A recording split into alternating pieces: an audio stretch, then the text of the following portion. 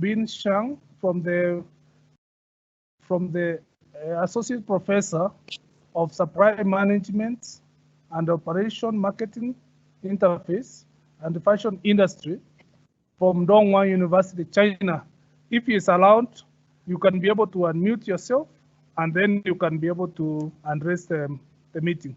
I'm going to share my talk. The topic is realizing the win-win outcome, the next stage for the Belt and Road initiative in textile and apparel supply chains. So we also call this initiative One Belt, One Road, OBOR. So this OBOR was proposed by China's President Xi Jinping in 2013. This has 7 years journey. So we already have some outcomes, some movement. So maybe you know what is the OBOR, One Belt, One Road. I will briefly talk about the concept of One Belt, One Road.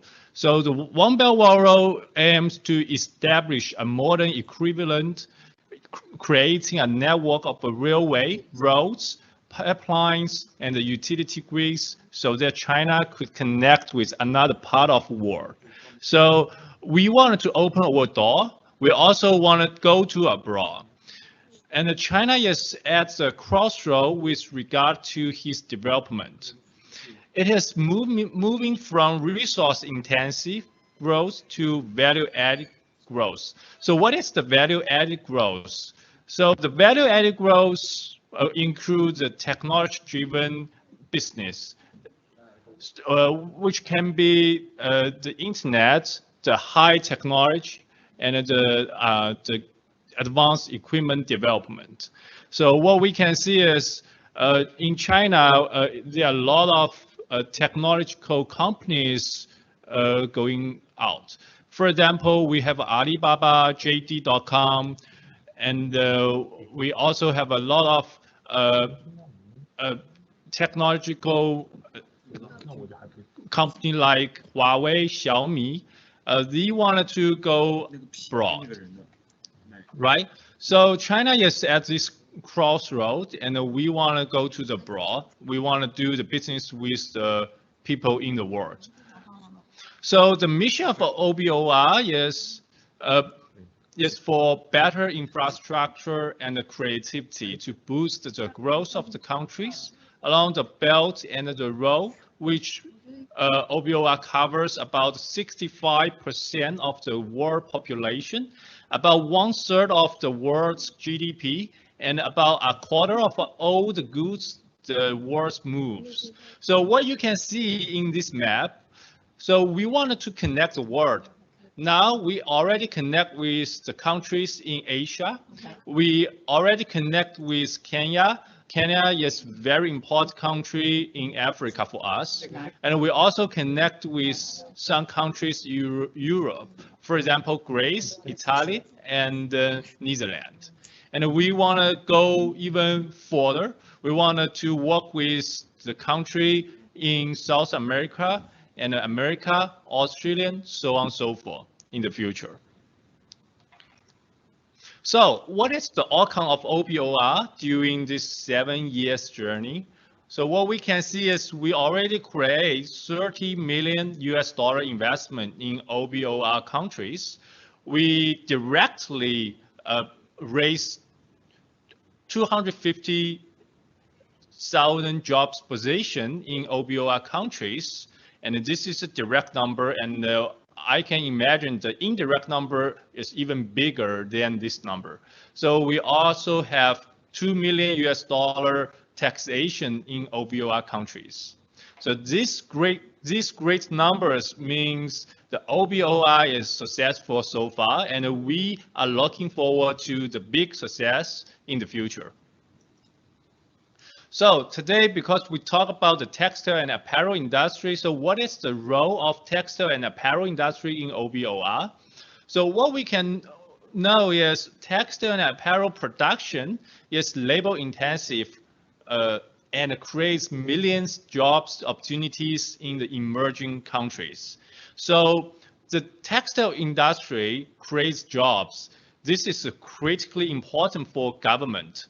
Even though the textile and apparel industry creates a low value, but many countries such as China, India, and Bangladesh want to keep this industry in the country because it creates jobs. And the global textile and apparel sourcing is currently in a state of change. What kind of change we have? Now it's a global supply chain, and we move the product very quickly. Probably we produce the raw materials in Asia, we produce the final products in Europe, then sell to US. So this is a global business. And China counts about 40% of the world's clothing and apparel exports, and is still miles ahead. And now we are from world's factories to factory in the world. We want to move our factories to the world. We already built up a lot of factories in Asia countries, for example, in Vietnam, Cambodia, and Burma. And we now wanted to move our factories to Africa. Now, as I know, many factories built by the Chinese enterprise in Africa, in Kenya, Sudan, and so on and so forth. So our textile and apparel industry is moving to the world. So I remember before, America was the #1 place to appreciate things made in Italy or made in France. Now they love everything made in China. That is an evolution. Who'd say this? It's a very famous American designer, Robert Cavalli.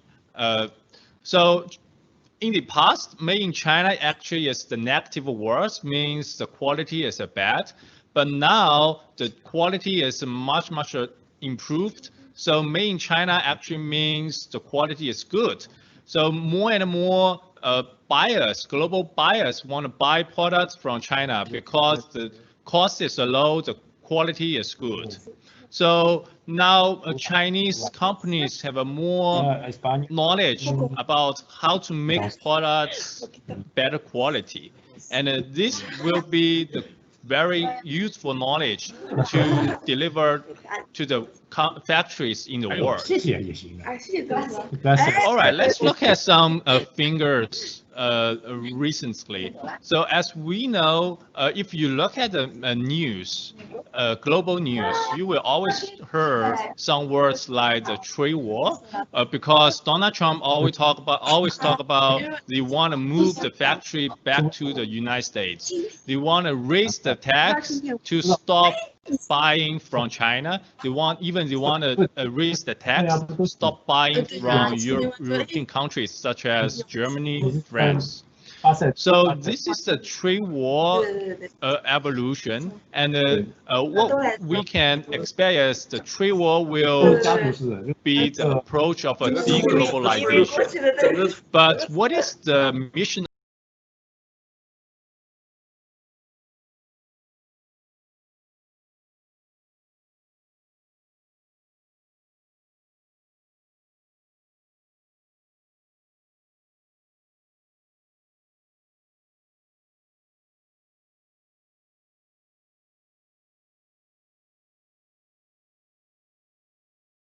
Rogers,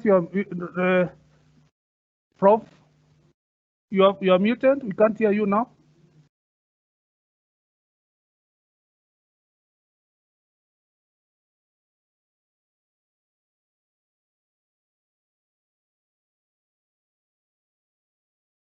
Binxing, you are muted. We can't hear anything from the presentation. Kindly do something.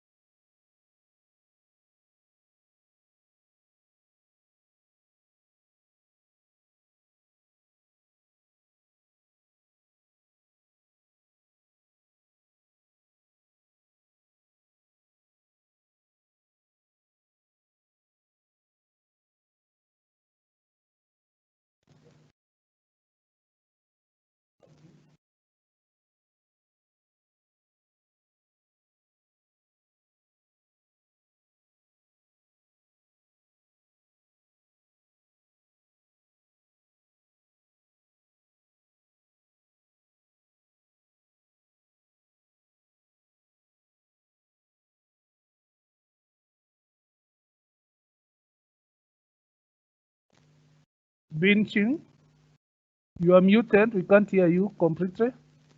We can't hear you.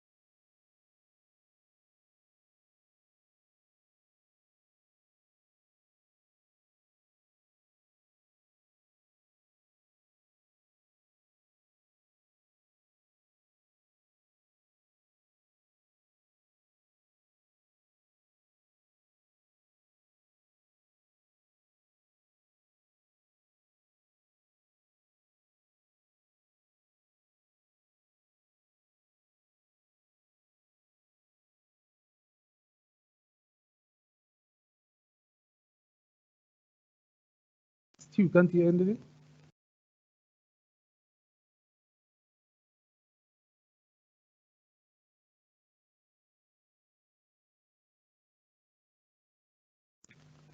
Still, we cannot hear anything. Could you kindly do something?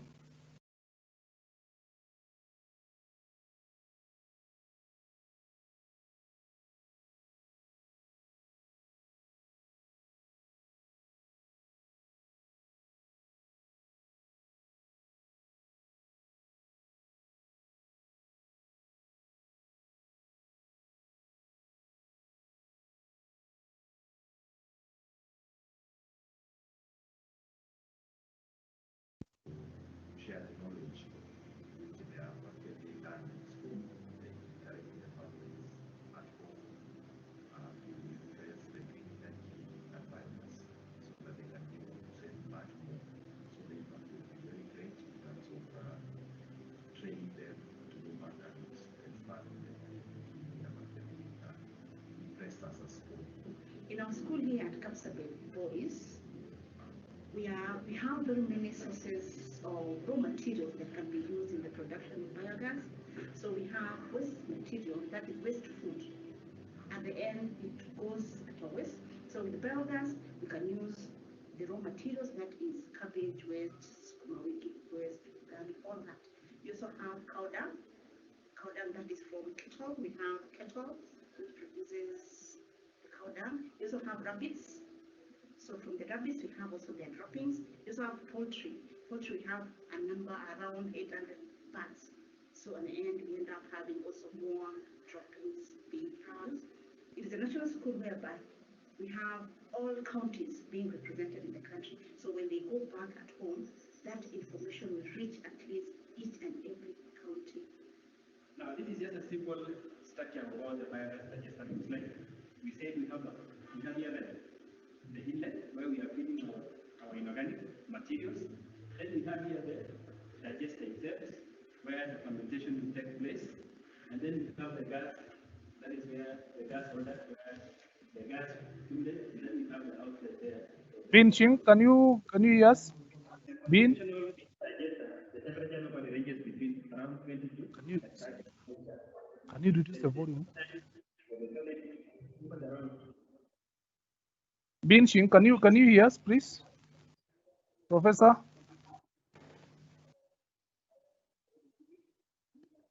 Yes, I can hear you. Yeah, can we continue, or there's a problem with the presentation? So actually, now I can see the video from your side. Maybe you should turn off your videos first, then I can share. Yes, thank you. Yeah, we have, okay.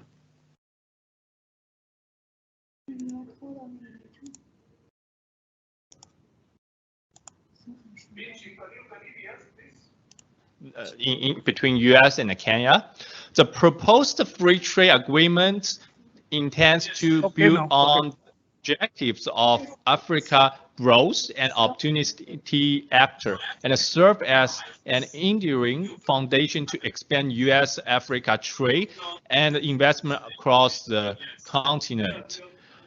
And the U.S. trade representative also visions to conclude an agreement with Kenya that can serve as a model for additional agreements in Africa, leading to a network of agreements that contribute to Africa region integration objectives. So this is good news for Africa, for Kenya, in terms of textile and apparel industries, because it will reduce a lot of tax, attract a lot of buying orders from US and the rest of the world. As we know, the Kenya textile and apparel industry actually is not very strong.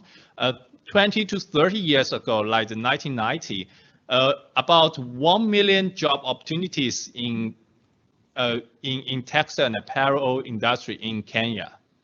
And at that time, a lot of factories, a lot of job opportunities, people buy the new products from the local factories. However, about 20 to 30 years ago, the second-hand products enter Kenya, enter Africa. And we know the people in Africa is not rich enough, are not able to afford the new clothes, new apparels. So in the end, they start to buy the second-hand products. Well, this is good news for consumers because consumers can afford the products at the low price. However, this is actually bad for the industry because between 1990 to 2020, basically 80% of job opportunity in textile and apparel industry are gone. And we don't have the job opportunity, we don't have the industry. Then Africa people will just buy the second-hand products. Then recently, the government have done something. The government, the Africa government wanted to stop the buying second-hand apparel products from US and Europe.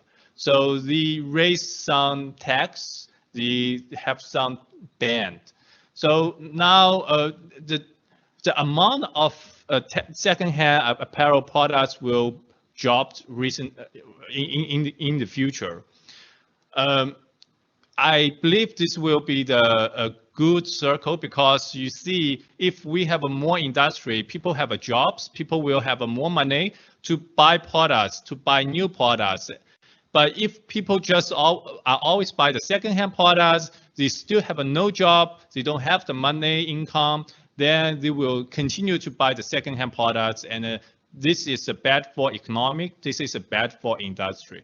So what I can believe is if the government ban the second-hand products in importation or raise some tax, this will be good for the industry of Kenya. And also, if you look at the US apparel imports from Kenya and other AGOA members, we can see it's kind of increasing in recent decades. But for the import amount in the AGOA members, it's increased a lot in the early 2000s, but it's jobs. Then now it's stably increased. So we have a lot of opportunities in Africa, and because of the new trade agreement, and I believe the opportunity will be bigger.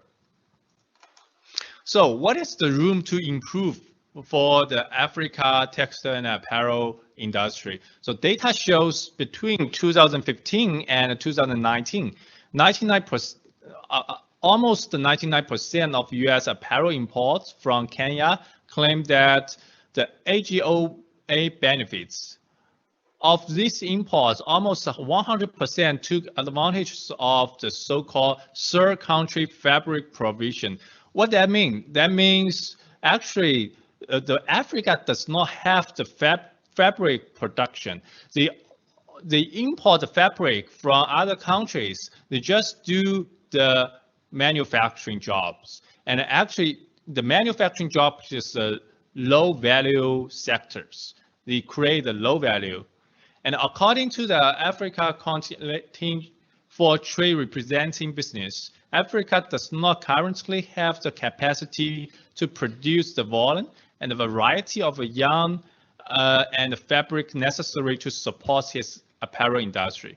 Any tightening of the third country fabric rules of origin in the past AOGA model would declimate the Africa apparel industry and lead to the loss of hundreds of thousands of jobs.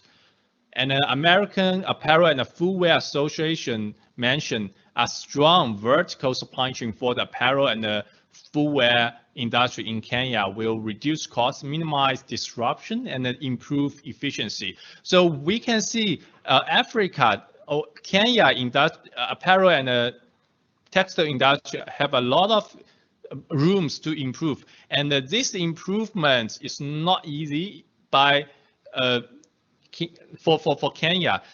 We need some collaboration between China and Kenya. If China can help, if China can collaborate with the Kenya, I believe the Kenya textile and apparel industry will address those weaknesses, and they will have a lot of improvement. So I'm going to briefly discuss the textile and apparel industry in China. So Chinese government has invested heavily in infrastructure, and the country's network of expressways and high-speed trains are among the most extensive in the world. And China is known for its high quality and productivity, helped by investment in technology, and these are helping to compensate for increase in costs. And recently, what we can see is more and more factories in China implement robots or high technology equipment to help increase the productivities. And those high technology actually needs a lot of investment, but it can reduce the cost. It can improve the productivity. And the Chinese government is addressing the issue of high labor costs in the coast province by sinking money into the more remote province such as Xinjiang in order to create employment opportunity. Xinjiang is well placed for development as a textile and a clothing production center. Labor costs in Xinjiang are lower than in the coast province, and Xinjiang is a major producer of memory fiber and raw cotton. So where's Xinjiang? Xinjiang is in the very west of China. So geographically, Xinjiang is significantly closer to European market than other parts of China. And now we have the train from China to Europe. So Xinjiang is a part of this train routine, and we know many products are shipped by the train. We call the European Express train. So let me briefly talk about the factory Asia today. So we can see the apparel manufacturing actually is the least capital intensive.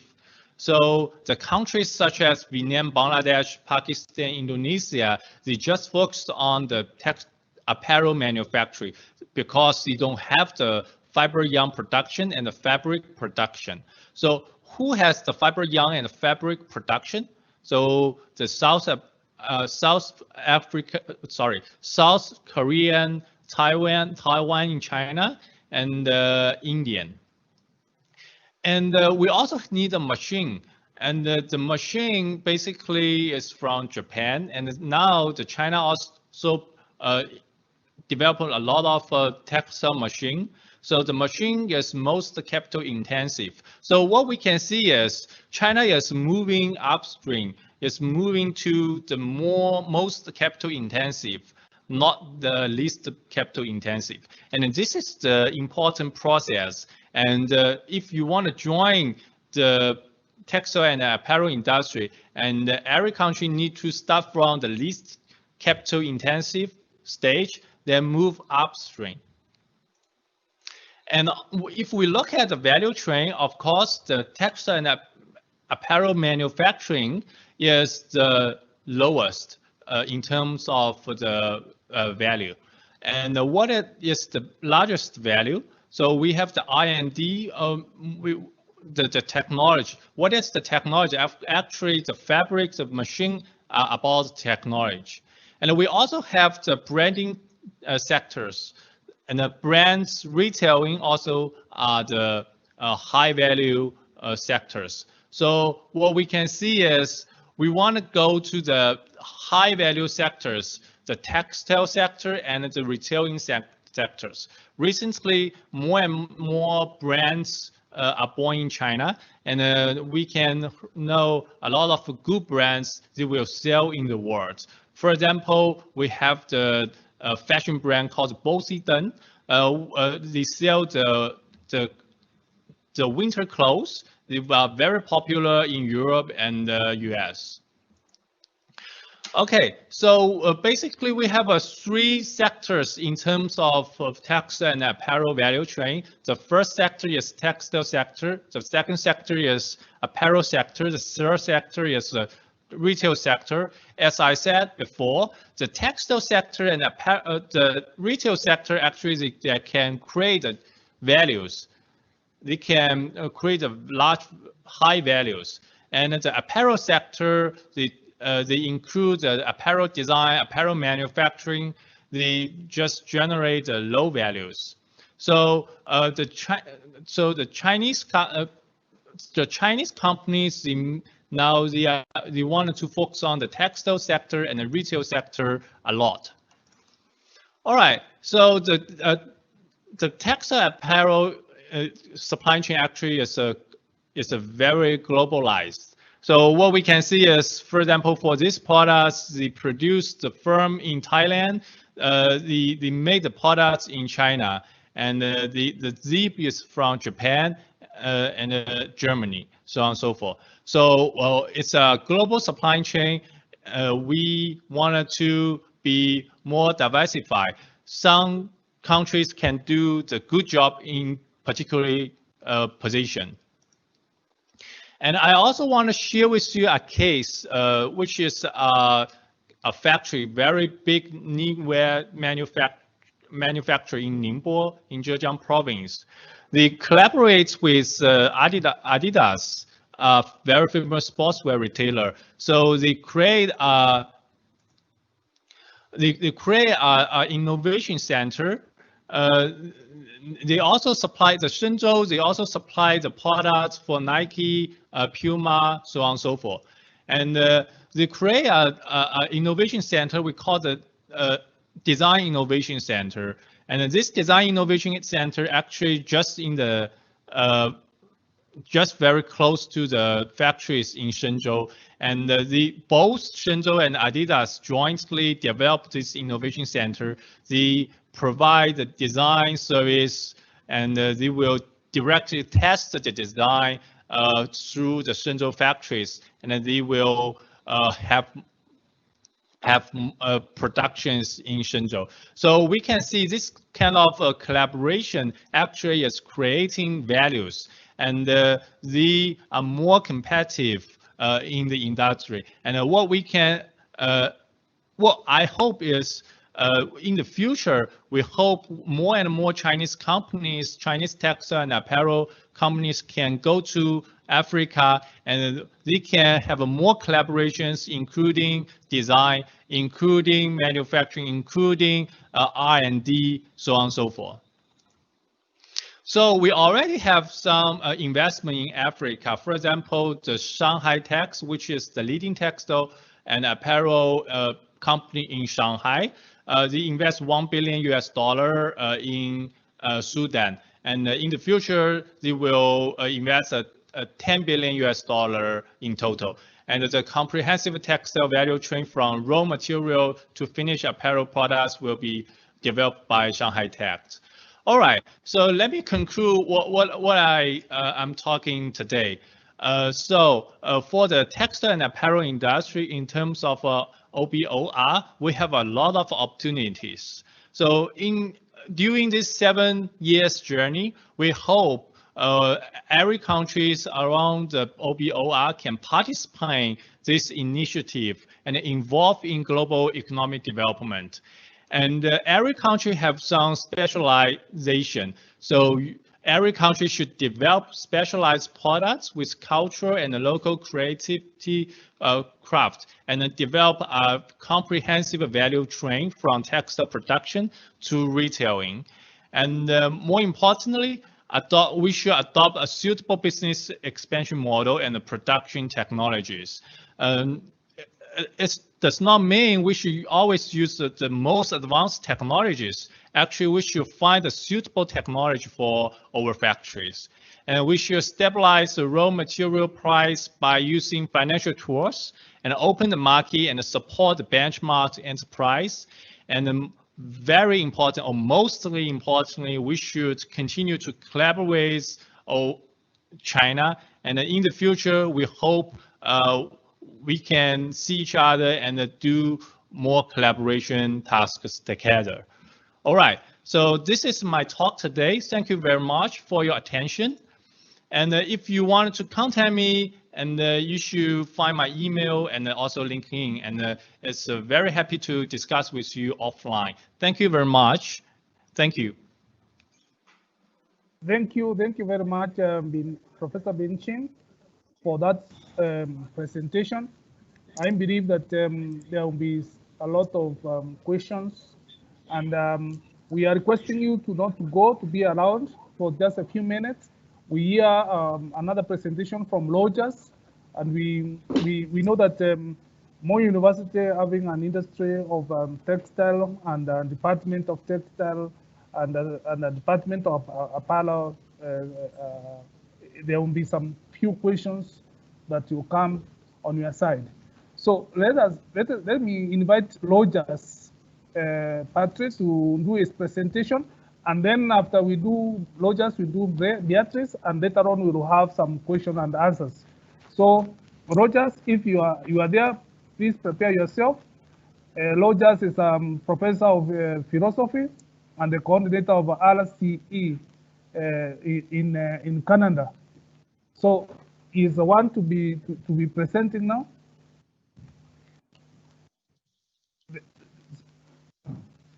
Rogers, are you there?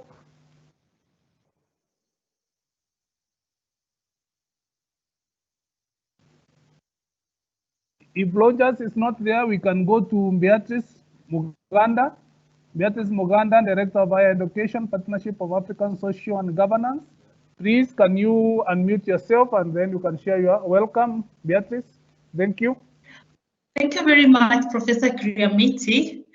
I will take this the African way of giving a keynote speech. So I'll just read my speech, if you'll allow me.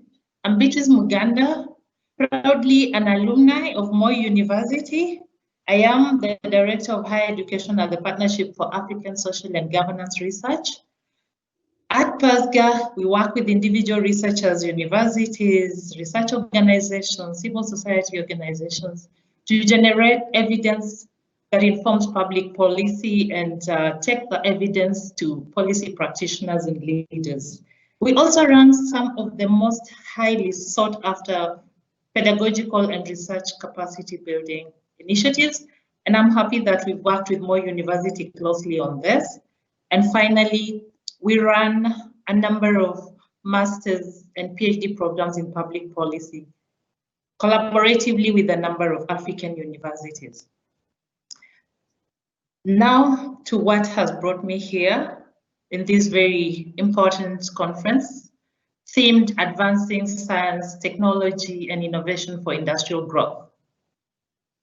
The World Bank, Ministry of Education, leadership of Moi University, leadership of Donkwa University, leadership of the Africa Center of Excellence in Phytochemicals, Textiles and Renewable Energy, colleague professors and students, ladies and gentlemen, it gives me great pleasure to speak at this esteemed conference that is jointly hosted by Moi University, Kenya, and Donkwa University, the People's Republic of China. The theme, Advancing Science, Technology and Innovation for Industrial Growth, is apt and aligned to our continent's priorities. Let me take this early opportunity to thank the World Bank for the African Centers of Excellence initiative that is inspiring growth and optimism in the university sector on the continent.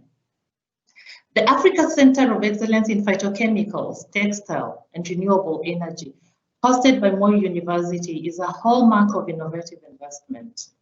It is our expectation that the center will produce expertise for the manufacturing sector while generating quality research output. I wish to congratulate the Center for catalyzing continental aspirations for integration through the participation of students and staff from at least 8 African countries in its programs. Ladies and gentlemen, the 4th Industrial Revolution is approaching fast, and African universities cannot be left on the margins of the digital age. You will note that a summary of technology-related trends and challenges for higher education institutions through to the year 2020 shows that Africa is on the brink of technology. The report was prepared by Horizon. The report further indicates that keeping education relevant in the digital era of augmented and virtual reality, makerspaces, effective computing and robotics is one of the wicked problems the continent has to deal with. This message comes against a backdrop of increasing graduate unemployment, estimated at 16 to 46%, and a growing perception that the knowledge and skills acquired by students at African universities often fails to meet the requirements of industry and the wider economy. The establishment of the African Center of Excellence in Phytochemicals, Textiles and Renewable Energy is a befitting response to the call for African higher education institutions to commit themselves to excellence in teaching and learning, research and scholarship, public service, and provision of solutions to the development challenges and opportunities facing African peoples across the continent. This was a declaration of the first African Higher Education Summit on Revitalizing Higher Education for Africa's Future, held on March 10th to 12th in 2015 in Dakar, Senegal.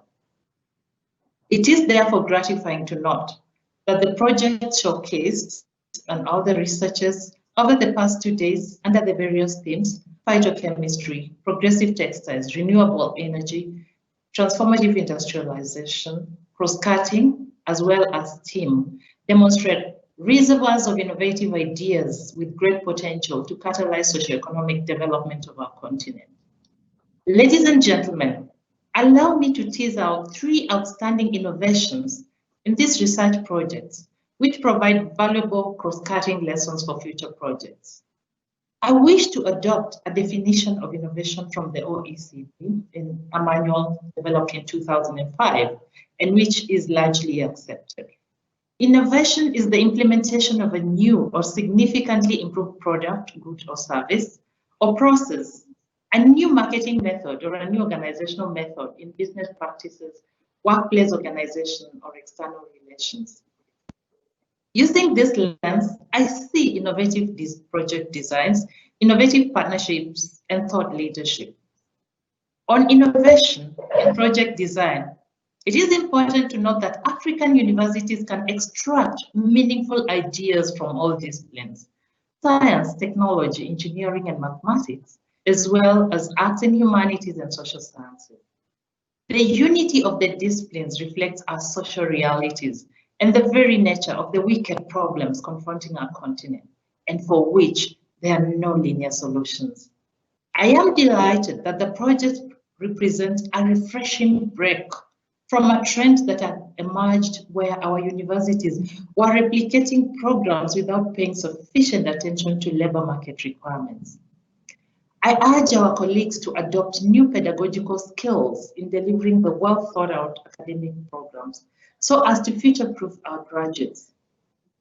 They should be able to anticipate the future and mitigate present and unforeseen challenges. Our graduates should not be dismayed by complexity, but bold in unraveling it. It is therefore our responsibilities as educators to impart the full range of 21st century skills with emphasis on the 4 C's: creativity, critical thinking, communication, and collaboration. Other 21st century skills that I am sure you are very well versed with relate to foundational literacies, how students apply core skills to everyday tasks, and character qualities, how students approach their everyday life. It is our calling as educators to strengthen our age-old values: mutual dependency and neighborliness, solidarity and celebration of diversity, social consciousness, and others that hold the very fabric of our society together. Ladies and gentlemen, the focus on research and innovation in a range of disciplines and manufacturing sectors is timely. The need to increase the number of researchers in sub-Saharan Africa from the present 2.1% globally is urgent. So is the need to increase Africa's research output from 1% of the world's total. Not to mention the fact that research output from African universities ranks amongst the world's lowest. Only one African country, South Africa, makes it to the global top 50 in terms of research output. I am sure you'll agree with me that our job is cut out for us in this respect. It is remarkable that all the projects presented have many forward and backward linkages for a sustainable research ecosystem. The projects are aligned to local needs and social realities. I am therefore confident that ongoing and future research will have great potential to address a range of socioeconomic problems and promote innovation and growth in the associated productive sectors in a number of national economies. In the coming days, we shall be looking out for new forms of knowledge generation and knowledge transfer. It is therefore our hope that ongoing and new research projects will explore ways of connecting laboratory research with commercial production through the available research and innovation systems. The Africa Center of Excellence in Phytochemicals, Textile, and Renewable Energy is poised to enhance the profile of Moi University, judging from the potential impact of its academic programs and research, international outlook, and knowledge transfer. Let us turn a little bit to the technology issue and reflect on how it is integrated within the various researchers. A journalist in 2005, known as Friedman, wrote, "The world is flat. A brief history of the 21st century. The world is flat. The flattening of the world means that we are now connecting all the knowledge centers on the planet together into a single global network, which could usher in an amazing era of prosperity, innovation, and collaboration by companies, communities, and individuals." The recognition that the world was flat was unnerving because I realized that this flattening had been taking place while I was sleeping, and I had missed it. Ladies and gentlemen, this profound message is as relevant today as it was 15 years ago. It is a wake-up call to improve our ICT infrastructure and connectivity so as to reap the digital dividends. With the ICT explosion, new pedagogies and new modes of delivery are transforming the student learning experience. Digital research methods and sources of data are becoming increasingly useful. Services and business processes are becoming dependent on ICT. Virtual staff exchanges, webinars, and meetings are the new normal. The transition to the virtual space has been accelerated by the COVID-19 pandemic. It is no longer a question of if, but how to make the best use of technology and to spread the benefits to all stakeholders. It is time to reach out to the tech giants for partnerships and subsidies. Ladies and gentlemen, innovation drives successful partnerships. Stakeholders will coalesce around an attractive idea to provide expertise, resources, and capacities for nurturing the idea to realize the desired impact. Bringing together all relevant actors, some traditionally competing or ignoring each other, is not as easy as it seems. For this center, a number of stakeholders are involved. We have universities, students, communities, the World Bank, the Inter-University Council for East Africa, Rivertech Security, universities in France, Sudan, Forum, and many more. that you are well aware of. Ladies and gentlemen, this partnership offers lessons that can predict positive outcomes in other partnerships. The partnership is woven and strengthened by a shared vision in a number of strategic traits. There's a blended focus that combines uniformity and flexibility. It has brought different actors together in new ways and provided space for each team to focus on a different dimension of the project, so as to fulfill the partnership's multiple objectives. Teams are empowered and accountable for their inputs. Seeing how far this project has come, I'd like to emphasize that a partnership cannot thrive without an effective framework for managing stakeholder relations. Without structured relationships, distributions of roles and commitments, a system of accountability, skillful engagements, information sharing, problem solving, equitable distribution of benefits, and values of mutual respect and trust. The fact that universities are opening up spaces for partnerships and collaborations is enabling other universities and industry partners to access resources and technologies beyond what is available in a single institution. The presentation from Donkwa University demonstrated this clearly. Breaking barriers between small and big, secular and non-secular, private and public, regional and other universities is opening space for nurturing ideas into innovations and scaling their impact. It is also worth noting that the benefits of engaging industry that have eluded many tertiary institutions have been clearly demonstrated in this project. Staff exchanges, curriculum development, internship, access to equipment, influence on student research projects, as well as production and access to cutting-edge research. Many African universities are failing to engage properly with business in the formal sector. They have a lot to learn from this project, which has 4 active MOUs already. Indeed, the benefits of strategic partnerships are unlimited. It is my sincere hope that in the future, the emerging strategic relations with government will generate an enabling policy environment for innovation. Linkages with national innovation systems and the productive sectors will lead to prototype technology development, technology incubation, and the creation of spin-off companies for commercialization of new technologies.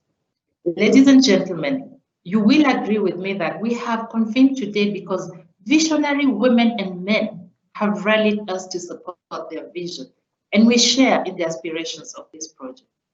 Thought leadership is not defined by position, authority, and power, but by championing issues that transform livelihoods. It cannot be about addressing clear-cut technical problems with clear-cut technical solutions. It is about handling uncertainty, ambiguity, complexity beyond imagination, and significant disagreement about what is going on, why, and what should happen.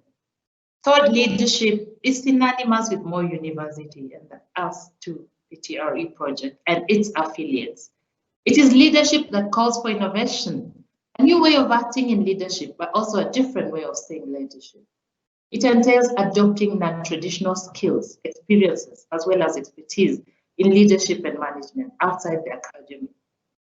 I am certain that it has taken time, patience, hard work, and a willingness to listen and learn from others, work with mentors and influencers to sustain this partnership. Thought leadership is less hierarchical and more interactive, collaborative, and takes stakeholders outside the comfort of the university and takes them seriously, networking and connecting with them. This is what we are witnessing in this conference, an openness and willingness of our leaders to talk about their passions, big ideas, and even that which keeps them awake at night. The university and the project leaders have inspired others to think, to innovate, self-motivate, and reach their highest potential. Inspiring other people in this way requires personal traits and skills that far exceed expert knowledge. It is this kind of leadership that will ensure that the projects create the desired impact on a sustainable basis. Join me, ladies and gentlemen, to celebrate our leaders. As I conclude, I'd like to emphasize that unprecedented disruption, both globally and within the local context, has triggered a demand for innovation and change. Universities should seek and pursue bankable ideas that increase their innovative capacities so as to improve and to prepare the next generation of graduates for an unpredictable world ruled by the Internet of Things. I thank you all. Thank you. Thank you very much, Beatrice, for the presentation. It was very wonderful and well understood. And I think that now is the time we check whether Rogers is there.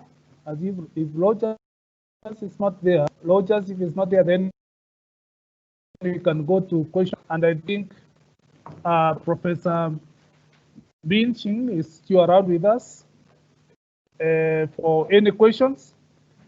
So we would like to ask some few questions. If you have a question to any of the two presenters, please raise up your hand or unmute your microphone, or send the question at the chat box, and then we will be able to answer.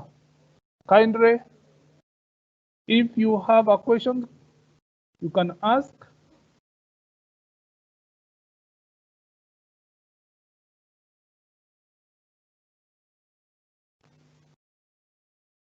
Then let me ask you, if you can't, then ask as you're waiting for those who are having questions, let me ask Professor Binshin that here in Africa and mostly in Kenya, once upon a time there was a lot of cotton growing, and with time the growth of cotton, it has gone down. I don't know in his research and in his work whether they are doing a lot of agronomy to make sure that they have a good variety of cotton which can be cultivated in Africa or in Kenya, because the climate is very good. Cost of cultivation of cotton is very high. I'm happy that as PASGA, we are also providing some leadership on this. Even before the COVID-19 pandemic, we were already training our academics to move online and undertake both face-to-face and online learning in blended format. And I'm happy that in November last year, we actually trained 103 teaching staff of Moi University, and it was a very, very successful engagement. We have this talent and passion of unlocking the creative capacities of our colleagues, and we are very grateful for that. So regarding government, as you know, government will be very quick to articulate policy. And so now the policy is really to move online. But when it comes to building the adequate infrastructure to support this movement and supporting the development of digital skills, then they're still lagging behind. But as brokers of relationships, we are actually having conversations with governments on how institutions like ours can be supported to train more academics to develop the digital competencies. So far, there's also been a movement to engage tech companies to provide subsidies in terms of data to engage. Again, the best way to go would be for universities to actually reach out to these tech companies and develop partnerships. We know that a few universities have done this successfully. For example, the University of Pretoria. It is not flawless, but the possibilities exist. And so I challenge Moi University that it is time to reach out to these tech companies to nurture these partnerships that will facilitate the movement online. As PASGA, we have a program that is really recognized internationally. At the moment, we have trained academics even from the IDS, Institute of Development Studies, University of Sussex, and some colleagues from Netherlands. And altogether, we are training 256 colleagues from about 10 African universities. And we have some of your colleagues in that training as well. So our plan is actually to train a critical mass of pedagogical leaders who can transform and deliver programs online, quality programs, pedagogy that builds the desired skills, not putting notes on a learning management system and expecting that students will learn. No, engaging students, providing the kind of support, encouraging to collaborate, using case studies, rubrics, e-portfolios to demonstrate what they are doing online. That is what we are doing. So going forward, we would like to train a critical number from your university, and then we would like to engage the university leadership to move the entire infrastructure of PEDAL online to more university and provide some form of quality assurance. So what we can do as an institution, we will support you, encourage you also to just connect with tech companies and ensure that you can at least provide some support to your lecturers and students to engage, because the cost of bundles is a big problem. But I cannot pretend that we have all the solutions. The problem of equity is a problem. And the report that I alluded to said that it is almost impossible to even out the benefits of technology, because there are those who will always be on the margins of technology. Right now, the government is working with help to ensure that students have laptops. Students who are not able can be supported to acquire laptops. But that is not enough. We know some students don't have electricity. We know connectivity in some areas is very problematic. But what I'm very grateful for is that as PASGA, we have really motivated staff to participate in these trainings. And we have unlocked their creative capacities. In Nigeria, academics are driving 25 villages from their villages to town where there's connectivity to engage in our program. So there's hope, and we are here to support. Thank you. Very much. Thank you very much, Beatrice, for that response.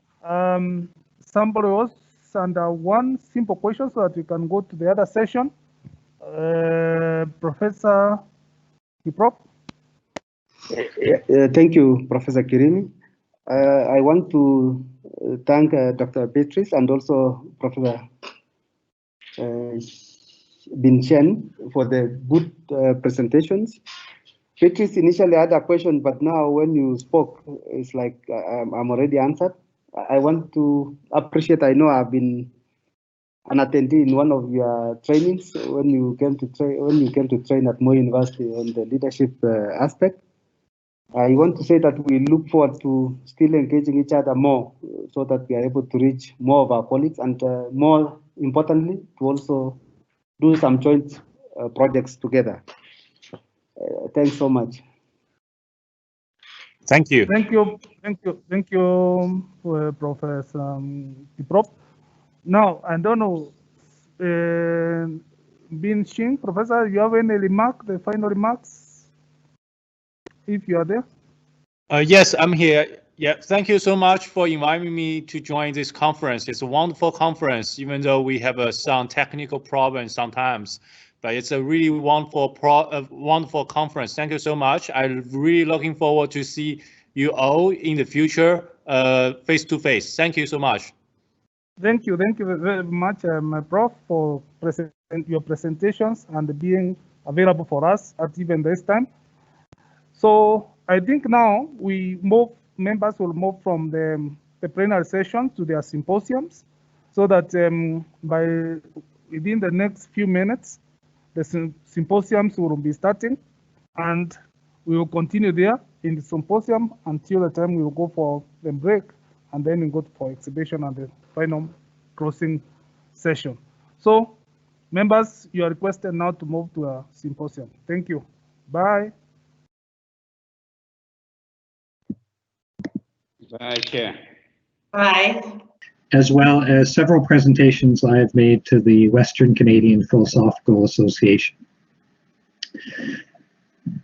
I want to briefly mention a bit of context for this talk that I'm giving today.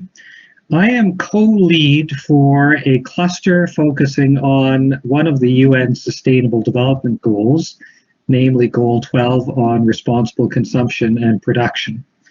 The cluster I'm involved in is part of the International Association of Universities Higher Education and Research for Sustainable Development Cluster, which was formed in 2018 to support the 17 UN Sustainable Development Goals until 2030. One of the interesting things about this cluster is not only do we have groups of universities working on each goal, but the idea is to take a whole institution approach, so a holistic approach for universities to engage these goals in a collaborative way, as well as to engage them at a deeper cultural level. And so when I talk about transforming the material culture for sustainable development, I'm talking about looking at the deeper values and rules and principles that we have when we work with materials and when we engage in different production systems. The cluster I'm involved in actually is a cluster with 7 different universities from around the world. Moy University, who is hosting this conference today, is one of the members of those clusters. And then we also have members from each of the different continents. Sustainable or responsible consumption and production has quite a long history in terms of scholarly work.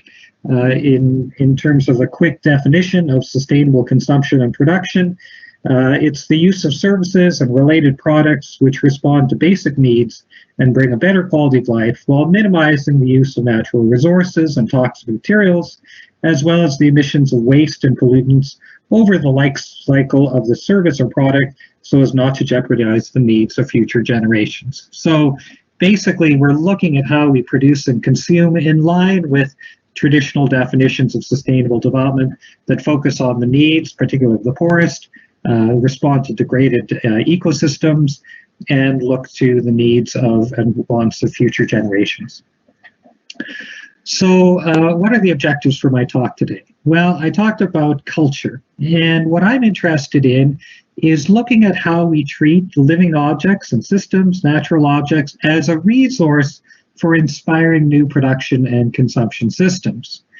And I'm interested in looking at the culture of these living systems in order to alter how we see and use our material inputs, our physical equipment in new processes of development, in order to have rapid achievement of sustainable consumption and production. I think there's an urgency with what we are needing to do here at universities, especially given the short time frame with the UN Sustainable Development Goals. I also believe universities are an ideal organizational environment to do the innovation that we are needed to strategically implement some of the ideas that I'll present to you today. So what is the rationale? Well, the rationale for my approach, and this is something I've studied for many years now, is the idea that we need a major transition in production and consumption.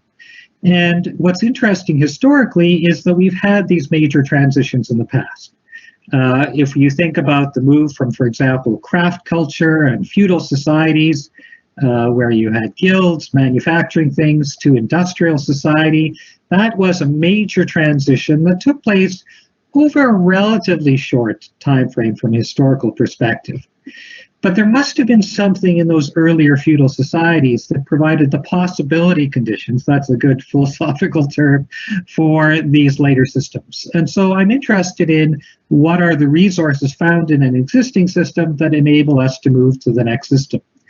And partly what I want to then do is look at how we can modify the use of existing resources in order to produce a sustainable production and consumption system. So if you think historically, for example, historically in feudal society, people's identity was as craftspeople, and they used tools. Well, when we moved to industrial society, all of a sudden the tools became the craftspeople. And so we had machines and equipment that were the primary production form, and then craftspeople became laborers. Again, a major difference. And so what I'm interested in is thinking about how do we create that production system that actually is able to use the very things that this conference is focusing on. looking at plants and animals as basic materials for production, looking at renewable energy, using human labor, living systems to become primary elements of production, which is something that historically our production systems have not engaged with well. So what is my rationale here? My rationale is that there's an underlying opportunity tied with our notions of our living world and the relationships between living and non-living systems that we find in any historic production system. And so when we think about those resources, we need to realize that we manage them very differently. Think of how we might manage a wolf population and manage its habitat, or even a domesticated animal. Again, a difference in management. But these managing of living systems is so radically different from how we manage works, artifacts that we've made, say by an artist, or even a robotic dog or animal. Again, would have a very different management. And so if we think historically, our production systems specialize in very different ways in terms of these living systems versus non-living systems. So, for example, what it means to take care of a dog as a pet or a wolf as a wild animal is a very different type of taking care. Living systems are things you watch their processes, how they live, and you can take advantage of those. Whereas artifacts, industrial tools, machines are things that are designed from the ground up and require a very different type of management. The important thing is, however, that we specialize with them differently, and over time we can think a bit about how we could use that specialization, applying one area of our world to the other area. So moving from human and living systems to applying that to physical systems, physical capital, and moving vice versa back to living systems. So what's my method? Well, again, I'm interested in sufficiently transformative pathways for sustainable development. I heard the other day, for example, that even with COVID and all of the flights that had been canceled globally, we were still nowhere close to meeting our annual carbon reduction targets that are needed to meet the UN goals. And so we need a new way of doing things.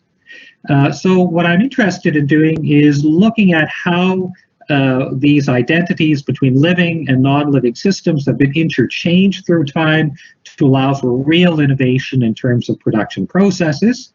And then think about what does that mean strategically for where we might move today. So I'm interested in looking at analogical reasoning from these earlier transitions to allow for 3 strategic interventions that I'll focus on today. And I want to look at how universities can advance these. So why is there reason for optimism? Well, part of the reason for optimism in terms of rethinking our physical capital is because of how physical capital has allowed us to rethink living capital.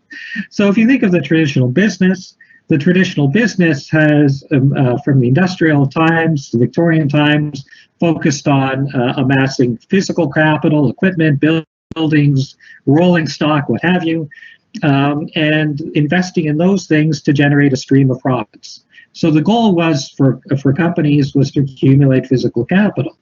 Whereas what happened with sustainable development going back to 1987 and earlier was the idea of capital, something that was applied to physical things, was applied to humans and to natural systems. So we now talk about human and natural capital, which are the basic outcomes of sustainable development. We've advanced maybe in terms of some of the discussion on that, but these are the new bottom lines.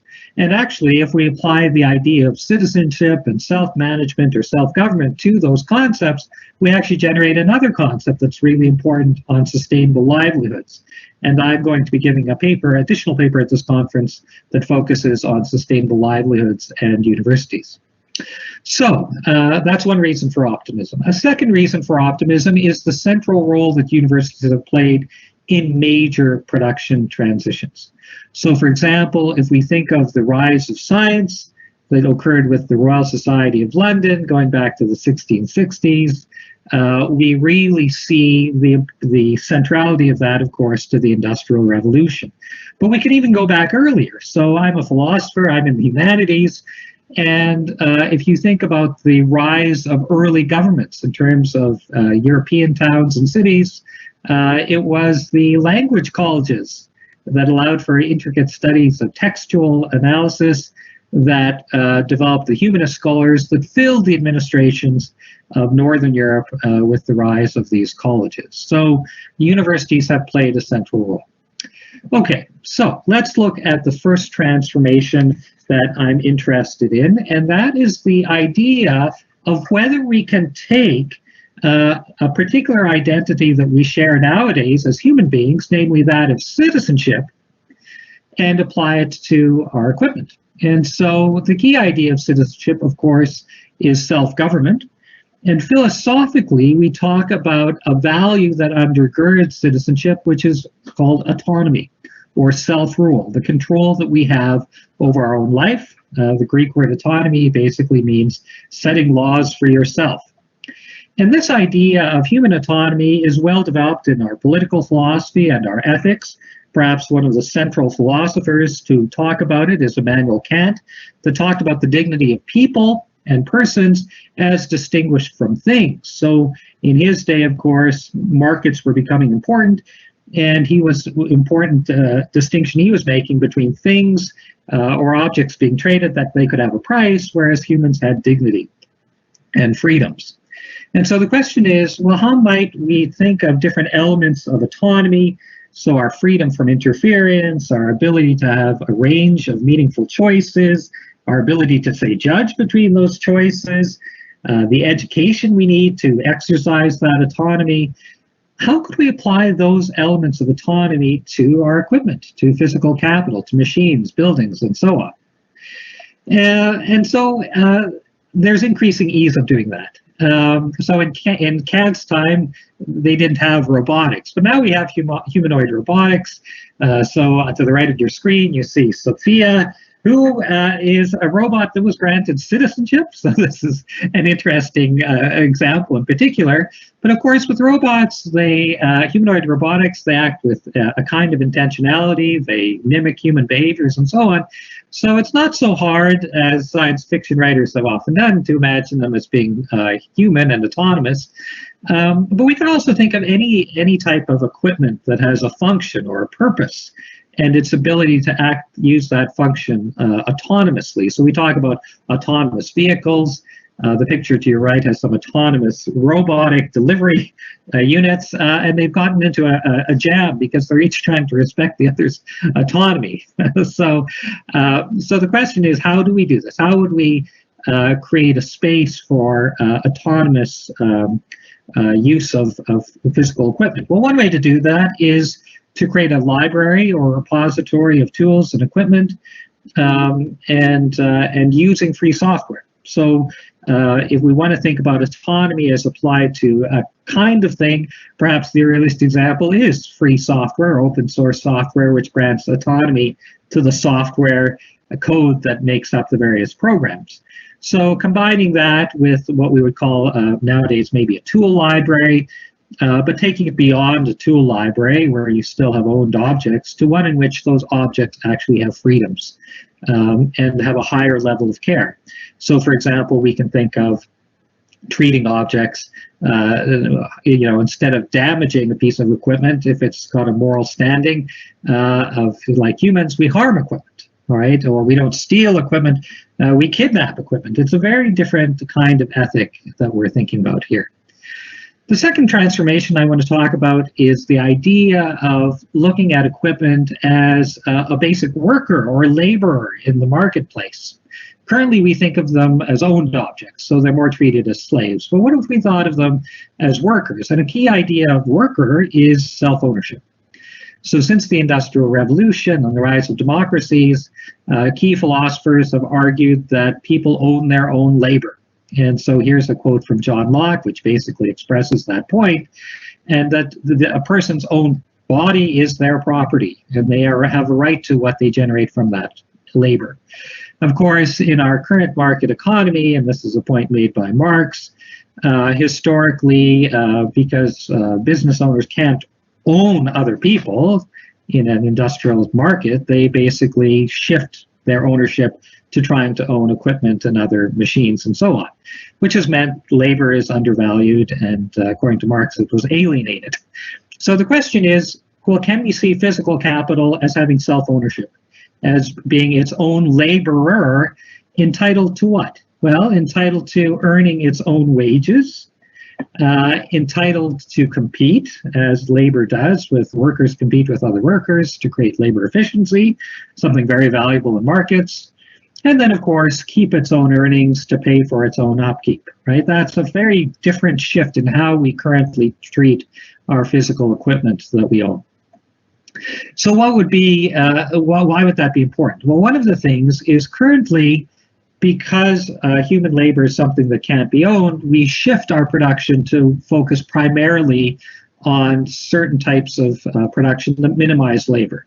So, for example, I live in Saskatchewan. We're in the middle of the prairie, and here we have a straw bale house, but our houses aren't made of straw and aren't made of grasses, even though we live in a prairie. In fact, they're made of things that you see all around the world. These are the things: metal, paper, refined plastics products, chemicals, stone, glass, and clay. And what unites them all is that they minimize labor inputs and maximize physical capital use and have high energy inputs, which means, of course, that they are very polluting and they are very inefficient in terms of job creation. And our economy has self-selected for those things. And so we need to think about how do we change our production so that if we valued equipment as labor, all of a sudden there's no need to minimize the selection of what we're using to minimize labor. Okay, so what would that mean in terms of our production systems? Well, in our market systems, if we treated equipment as free, we could use a lot of underutilized equipment that is normally restricted based on its ownership use. Small and medium-sized enterprises could start up firms just by renting the equipment, paying the wages of that equipment at an efficient and competitive rate.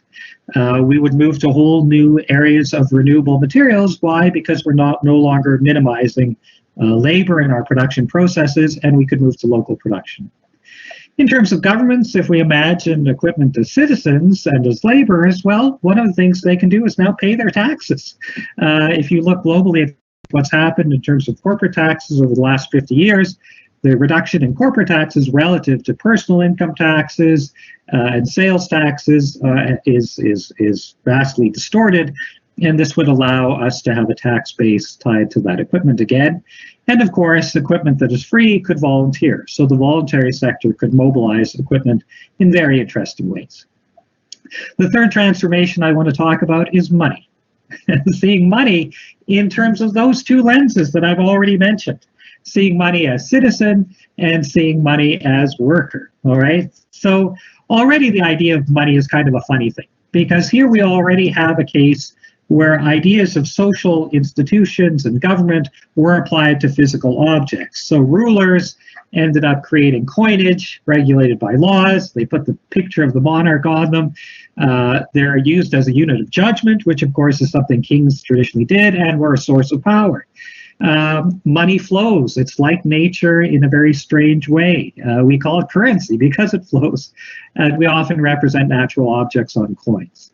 Money has also been reinvented. So we moved from coins to paper currency with the rise of markets and financial capital, now seeing money as its own capital base for a company.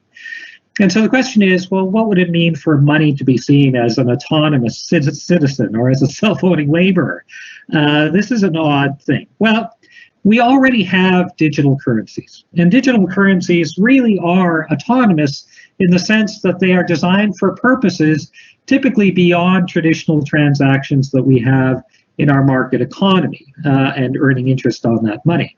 So, for example, businesses will often set up a currency internally just as a way of gaining people's loyalty to use that company.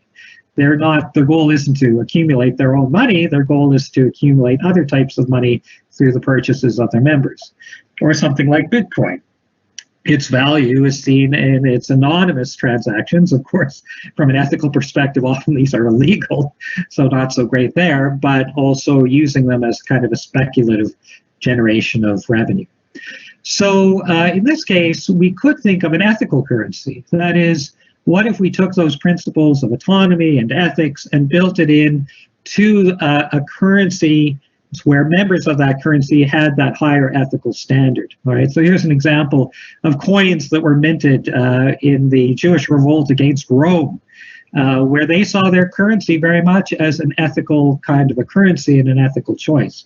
And so we want to talk about how we could create a digital platform which would have those higher standards, which could include, for example, the various UN covenants that have been signed on to, applied to the market participants. We could generate the money to have a different goal than just generating money. So sustainable development goals in terms of sustaining human and natural capital. Let's lend money on the basis of the best projects. Okay, so what does this mean for universities? Well, universities could develop equipment as citizens. Why? By drawing upon 300 years of political philosophy, or even thousands of years, in order to talk about how we could humanize equipment. We have our libraries. We could create not only libraries of things, but libraries of free equipment. We could mobilize underutilized lab equipment, building spaces, vehicles, reducing our own costs. We could catalog that equipment in terms of what it could do, various projects that it was able to achieve, so people could borrow equipment around the university for various projects. And that would in turn allow campuses to become production and consumption centers on their own internal markets for consumption and production. What would it mean to treat our equipment as a worker and labor on campuses? Well, that would mean new types of internal accounting. We would need to pay our equipment wages and rent, or in a rental kind of a way. This would mean universities would no longer seek to accumulate huge amounts of capital because it would no longer be earning revenue from those assets. Basically, our equipment would be like any other salaried employee on campus, and we would move money that way. The universities, of course, could tax that equipment and generate revenues based on the earnings of that equipment in some type of equitable way. The other thing we could do as universities is create our own campus currencies. All right, so these would be minting our own money electronically for scholarly projects and sustainable development, with cuts to universities from government. This is very prudent to deal with funding shortfalls. We could trade it not only within our own campuses for scholarly goals in terms of bursaries and so on, or even wages, but we could also trade between universities for exchanging our scholars or academic resources and so on. And we could say that only universities can trade on this, or companies or organizations that have that higher status of collegial governance, what we would call a worker cooperative. So what are my concluding remarks about all of this? Well, I think it's a capital idea. Why? Because it sustains the key areas of capital that we're interested in with sustainable development. It allows us finally to have a market system that embraces renewable materials that are slightly more labor intensive than other types of materials, which in turn reduces our overuse of physical capital, because there's no reason to accumulate physical capital if you no longer earn the revenue from it, but instead see it as paying wages. So we no longer have an overbuilt economy that draws down our natural capital stocks. In terms of human capital, basically we're drawing upon our knowledge of human systems, living systems. And so we have a stockpile of knowledge within universities about that in the humanities and social sciences. We're also drawing upon things people know. I can understand very quickly what it means to treat a piece of equipment as though it had the dignity of a citizen with various rights and freedoms, versus it's being an owned slave-like object. And so we can rapidly think of these things. The other thing, of course, is we allow for groups in society that are left out of the market to very rapidly have a physical capital base from which to construct their own companies, or cooperatives to create their own companies, and be more competitive than some of the traditional larger players.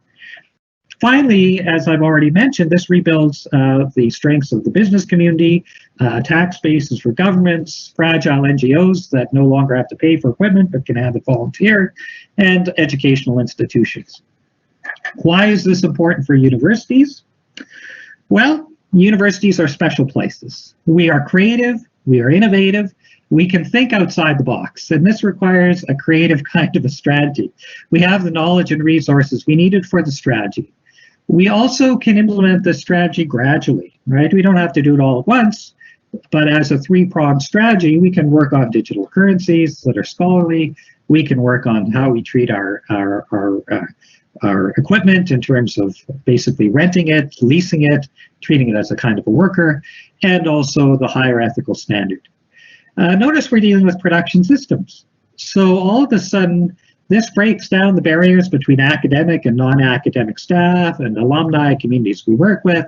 It integrates the whole university that's using this equipment and using this digital currency, whether it's wages or to purchase things and so on. It creates self-sufficiency. Sustainable development is all about self-sufficiency. So again, we have a space where universities and individual scholars can become self-sufficient. At the same time, we create resource abundance by freeing up equipment and materials that are normally not being included in our economy because they don't minimize labor into our systems. So that includes all the things we're talking about at this conference in terms of plant and animal materials become accessible in a primary way to our market systems. And finally, it allows for substantial innovation. What occurred on campuses 300 years ago with the rise of science led to the Industrial Revolution. What occurred in the humanist colleges 400 years ago revolutionized government throughout Northern Europe. And so we can think about in very profound ways how universities can incubate a shift in culture in our treatment of physical capital, which has happened historically in other ways, and has happened from physical capital to human capital to allow for that profound innovation that allows for a major shift in our production and consumption systems. We're not going to get there unless we think creatively.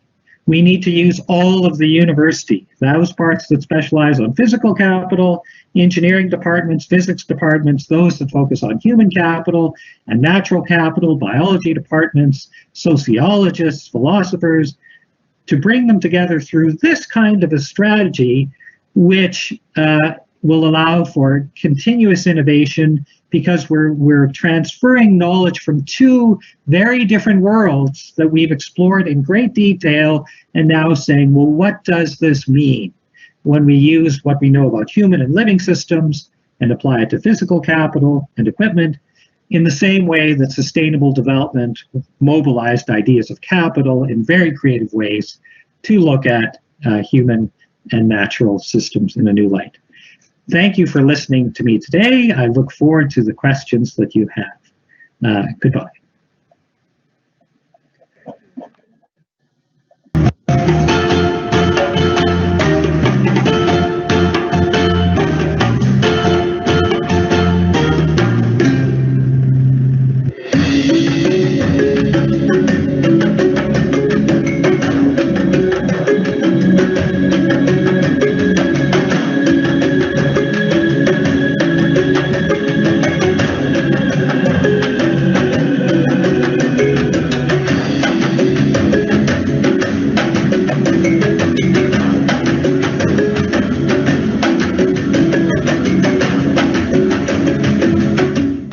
Rivertex East Africa Limited is a vertically integrated textile facility that converts cotton lint through various processes to finished fabrics.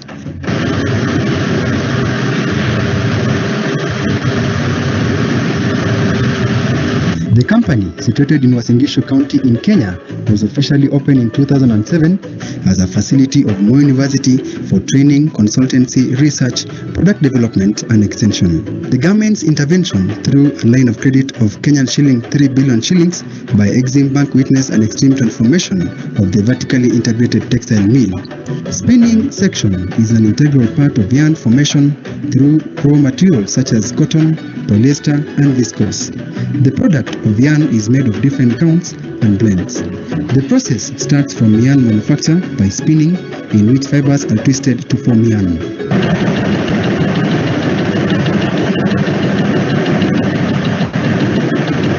The state-of-the-art machines currently in place has made it possible for increased production of yarn, which is instrumental in fabric making.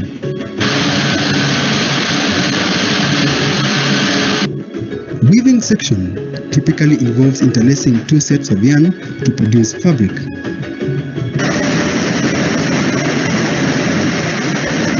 The production capacity and output of this section has constantly increased. At the processing section, bleaching, scouring, dyeing, and printing takes place. The state-of-the-art machines at the facility has enhanced the stretching of the fabric widthwise to recover uniform width. The recent directive by President Uhuru Kenyatta on the need for public servants to embrace made in Kenya wear by putting on local apparel has catapulted the textile facilities production. Under the Buy Kenya, Build Kenya policy, we have implemented reforms that embrace our Kenyan brands. Rivertex is already making fabrics for our uniformed forces, schools, hospitals, and supplying to the general public popular clothing such as kitenges and kangas. The head of state is among the top government officials that is leading in promotion of Rivertex products. We are very happy to praise him, and we are very happy that he can support Buy Kenya, Build Kenya. He's leading by example to support local manufacturers, and I'm very happy that he has taken that step to do that. And so please, it makes me feel happy, and makes me also content that I've done something that can also make our head of state happy. The facility has made a name in production of premium products which range from suiting material, graduation gowns, curtains, baby flannels, overalls, kangas, uniforms, bags, 100% cotton bed sheets, among others. The company recognizes that for it to have a sustainable growth and profitability, it must have a reliable source of materials, and hence initiated backward integration through pilot projects within communities who serve as a major source of cotton. Through collaboration with devolved units, farmers from 22 counties have been sensitized on the need to grow cotton. The textile facility has positioned itself as one of the biggest players in the manufacturing sector and strives to be a game changer in promotion of locally manufactured products, even as the company seeks to penetrate into the international market.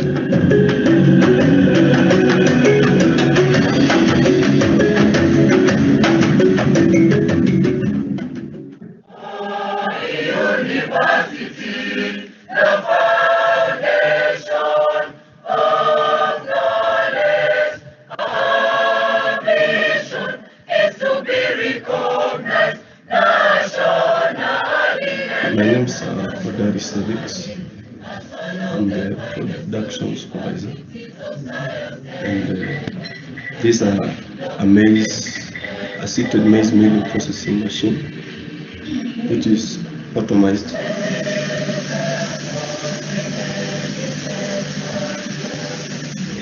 At the first stage, you have the starting bay where the maize is put. Then after that, we have a conveyor attached to the starting bay, which sucks the maize to the sifter. Then the sifter does the separation of the byproducts and also the clean maize. Then from there we have an outlet connected to the elevator, which has a conveyor flat belt with caps that scoops the maize when it's in motion.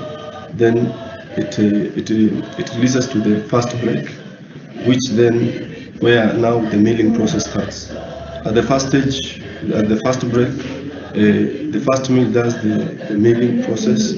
Then the product, which we call the return, is sucked by the help of the pressure of the fan to the cyclone, then to the sieves, which does the separation or the sieving.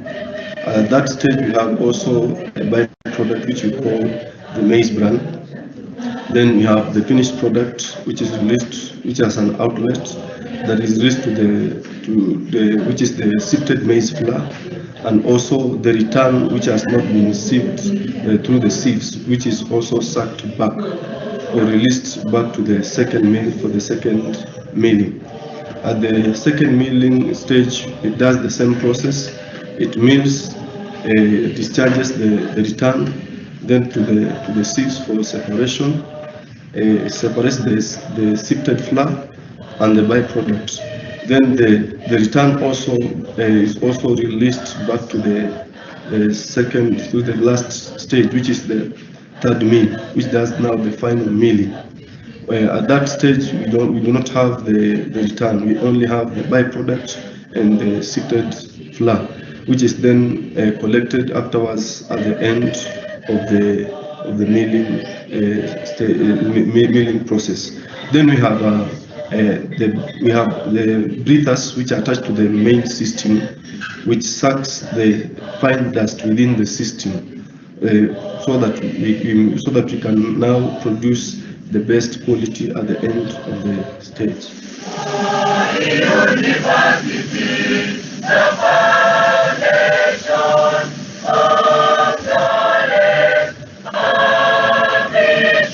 Is to be recognized nationally and internationally as one of the finest universities of science, technology, development, and scholarship. One thing we can't avoid is competition, be it in the sports arena or in the corporate world. To make it in the world of business, it's all about strategy. Introducing RCL, Ruparelia Consultants Limited, your coaching partner for everything insurance, financial modeling, and risk management.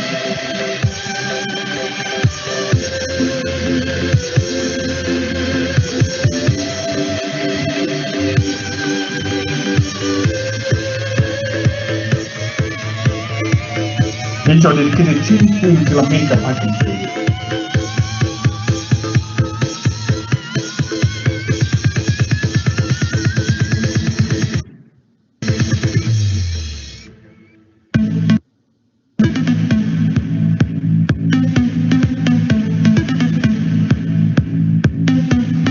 But we are not about work only. We take time out for community as well.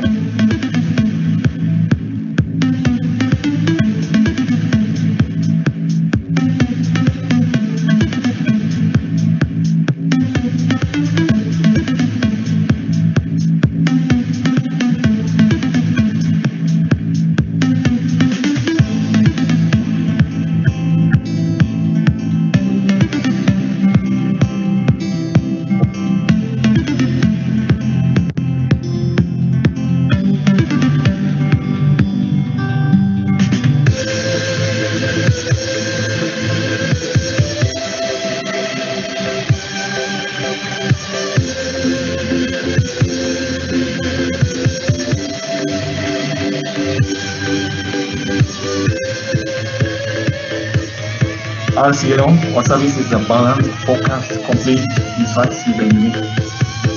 Our advice is reliable and clear. RCL, we will pinpoint you in the right direction. Here's to new beginning.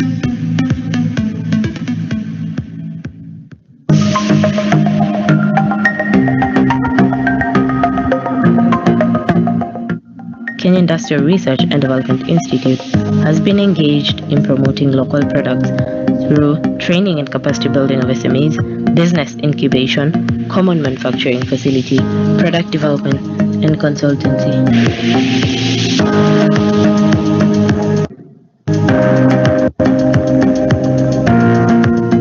The market has exposed over lands to importation and has been worsened by the broken supply chain. As an organization, in response to high importation of products, we have created services for SMEs to adopt and ensure their success in local manufacture of products.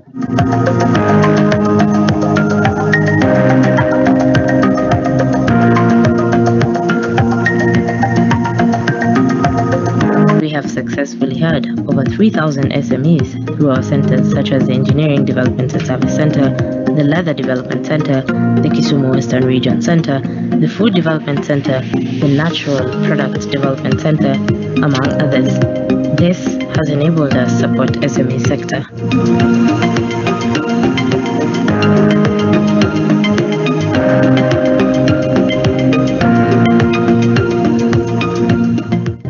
We are dedicated to development of local solutions and bound to address reduction of imports for products by facilitating and empowering the SMEs to manufacture locally.